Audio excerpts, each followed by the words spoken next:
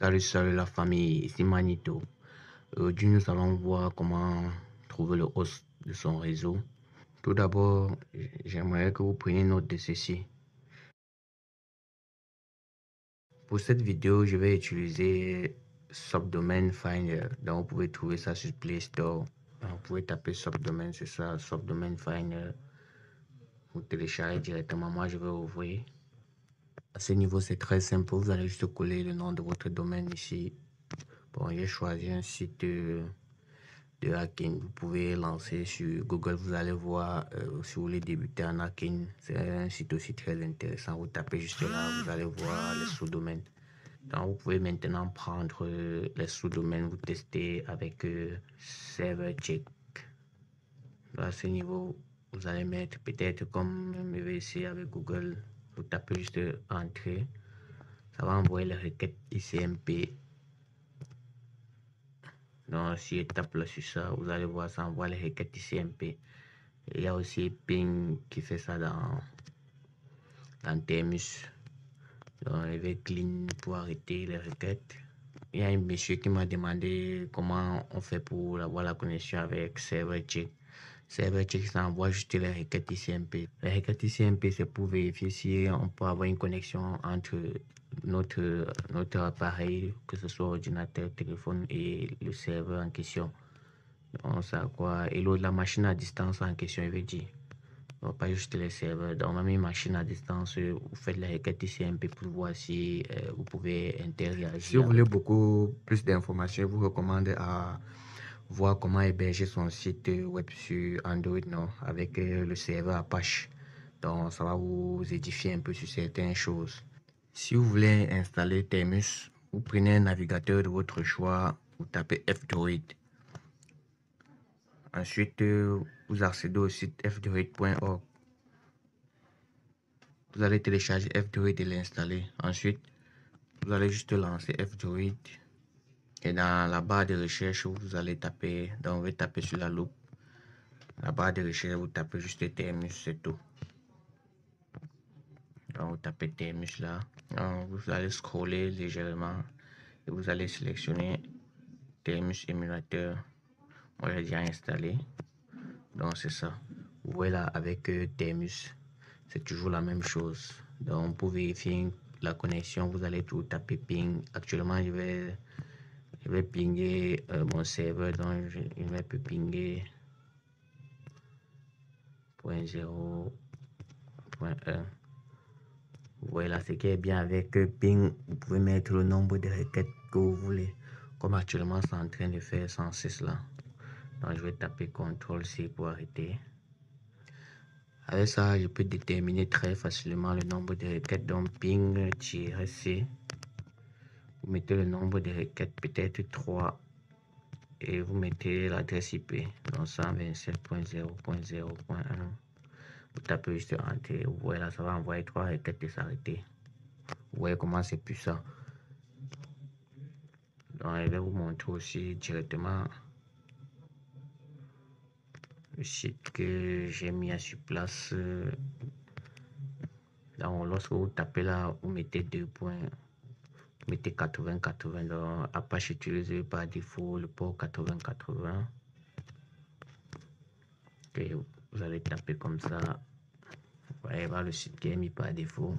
Bon, il n'y a pas d'autres protocoles dessus. Donc les protocoles ne sont pas complets et le site n'a pas aussi de sous-domaine. C'est pour ça que j'ai utilisé l'autre site. Bon, si vous n'avez pas l'habitude de me suivre, je vous recommande toujours, lorsque vous venez d'avoir Thermus, d'installer Nmap, Wiget, Curl, Git, Python 2 et Python 3. Lorsque vous mettez là pkg install, vous tapez juste sur Entrée, ça va installer tout le nécessaire. Donc moi j'ai déjà ça ne va pas perdre le temps. Bon, pour ceux qui ont suivi une de mes formations qui a été supprimée, vous savez déjà comment installer OS Extractor. Donc pour ceux qui ne savent pas, je vais mettre les commandes dans la description. Vous allez juste taper ça et ça va installer OS Extractor. Moi j'ai déjà installé apt pour faire la mise à jour, update, upgrade, git, clone. pour cloner l'application, CD pour entrer dans le dossier, HF mode pour entrer le fichier exécutable et bash c'est pour lancer. Donc je vais effacer, je vais taper ls. Chez moi j'ai déjà installé, voilà le fichier en question, donc je tape juste CD. J'entre dans le dossier paste, donc je vais taper ls. Ensuite je vais juste taper bash. Donc lorsque vous tapez bash, vous sélectionnez le fichier, vous collez là, vous tapez entrée, ça lance, tapez entrée, ça va lancer le script. Vous voyez là, on a OS et SSL extractor. Donc c'est un script très puissant, ça extrait les OS et les SSL. Vous allez mettre un. À ce niveau, vous allez mettre le nom de domaine ou l'adresse IP. Donc, lorsque vous tapez là, ok, ça n'a pas marché. Okay, quand ça ne fonctionne pas, il faut essayer plusieurs fois. Donc, c'est pas quand même un processus facile. Donc, vous tapez toujours entrée. Vous voyez là, ça a marché, ça a récupéré. Donc, c'est un peu comme ça. Lorsque ça ne fonctionne pas, vous insistez. Il y a certains qui, parce qu'il y a beaucoup de personnes qui se sont plaintes que ça ne fonctionne pas. Vous voyez là que ça a fonctionné. Pour tester les OS, nous avons utilisé toujours NetTools. Dans NetTools, vous pouvez tout télécharger ça sur Play Store. Vous tapez juste là sur les trois barres, vous choisissez OS Checker. Vous voyez là, moi j'ai mis OS 127. Dans l'adresse locale, non localhost 127.00. J'ai précisé le port. Vous savez, sur les sites qui sont déjà en ligne, on n'a plus besoin de préciser les ports parce que c'est déjà standard. Donc ça scanne les ports standards directement. Vous n'avez plus besoin de préciser. Mais comme je suis en local, la configuration n'est pas complète. Je suis obligé de mettre les ports devant. Lorsque vous tapez la check, vous voyez que la connexion est bonne. Nous avons le code 200 qui est bon. Nous avons la connexion qui parvient, tout est bon. Donc c'est pour dire qu'on peut faire une configuration de host avec la méthode get. Vous voyez, c'est un peu comme ça que ça fonctionne. Parce que vous avez cette réponse ici, vous pouvez déjà partir dans host extractor très facile. Bon, je vais taper entrée pour sortir. Vous pouvez prendre l'option 4, vous créez les payloads comme d'habitude. Pour ceux qui m'ont suivi, je vous recommande aussi d'aller regarder la vidéo sur internet gratuit. Lorsque vous avez le temps, vous prenez un peu le temps, vous regardez cette vidéo, ça va beaucoup vous édifier. Là, vous tapez la 4, vous mettez juste le host dans le sous-domaine que vous avez trouvé les bonnes réponses. Les bonnes réponses, nous avons le HTTP 1.1, nous avons le code 200, 302, 308 et 404. Donc, lorsque vous avez ces réponses-là, c'est bon. Vous pouvez déjà créer un payload. Donc, vous mettez le nom du sous-domaine là. Comme moi, c'était 127. Je vais mettre 127.0.0.1.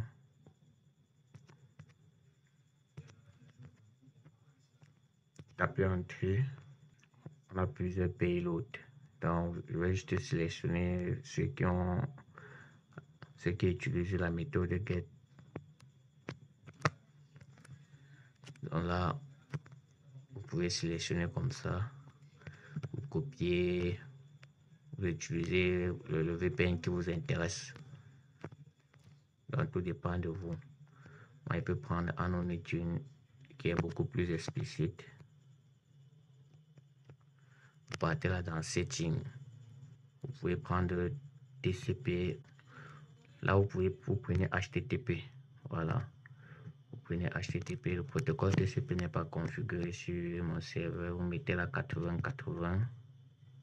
Vous pouvez maintenant taper sur Edit Custom, non, TCP, les headers. Là, ça devient intéressant. À ce niveau, vous allez mettre 127.0.0. Nous avons testé avec la méthode get. Vous sélectionnez la keep Alvin. Voilà, ici vous tapez sur éditeur. Au niveau de l'éditeur, vous allez mettre le payload. Vous sélectionnez, vous collez le payload à ce niveau. Donc c'est sur votre réseau que vous faites ça. Vous collez le payload, vous tapez sur sauvegarder. Vous tapez la sauvegarder et c'est bon. Vous tapez sur connecter pour tester. Là c'est bon, ça va se connecter. Chez moi ça ne marche pas parce que ça passe par mon réseau téléphonique avant de se connecter sur le réseau local. Donc pour ça que ça ne marche pas. Donc si je faisais juste avec un réseau local, ça devait fonctionner. Bon, il va arrêter. Vous avez un peu vu le fonctionnement, donc nous allons suivre toujours avec d'autres vidéos édifiantes. Il faut savoir qu'il ne faut pas partir faire ces manipulations sur les réseaux qui ne vous appartiennent pas. Déjà, je vais vous montrer un simple truc. Il y a ce qu'on appelle les logs. Les logs, ce sont les fichiers où se sauvegardent toutes les requêtes qu'on fait sur un serveur. Donc, je vais taper là, je vais taper ls. Voilà les logs. Donc, chaque fois que vous faites une requête sur un serveur, ça s'enregistre dans les fichiers logs. Et ce sont les fichiers très constamment suivis, surtout quand vous faites les requêtes inappropriées. Ça peut me signaler directement ceux qui travaillent. Qu'est-ce que j'ai fait? Bon, à ce niveau, vous allez taper 4. Donc, lorsque vous tapez 4, ça vous affiche tout là. Vous voyez toutes les requêtes qu'on fait, ça met votre adresse IP devant, suivi de la requête que vous avez fait, donc les headers, tout ce que vous avez fait. Ça enregistre là. Vous voyez. C'est comme ça qu'un peu les logs fonctionnent. Et lorsqu'on veut aussi faire une maintenance sur serveur, on utilise les error logs. Donc 4. Dans les error logs, ça affiche tous les erreurs du serveur. Donc il n'est même pas recommandé d'aller faire ça sur un réseau qui ne vous appartient pas. C'est pour ça qu'il évite beaucoup de faire certaines requêtes sur les réseaux, certains réseaux. Donc, il est facile de vous repérer et de vous arrêter. Vous allez taper la CD pour sortir. Vous allez poursuivre, vous allez fouiller bien les fichiers en question. Comme bonus, je vais vous montrer quelque chose. Je vais taper nmap-a-t4 et suivi de l'adresse IP. Ça permet de voir beaucoup de choses sur le réseau, dans le service qui est là, le système d'exploitation utilisé et le nom du serveur utilisé. Vous voyez, on a tout. Nous avons le port TCP, HTTP Open, nous voyons Apache là, nous voyons le système Unix qu'on utilise. Donc, vous avez toutes les informations. Et lorsque vous voulez avoir le port d'un réseau, vous tapez juste nmap pour ne pas avoir de complications. Donc, vous tapez nmap, vous mettez le nom de domaine ou l'adresse IP.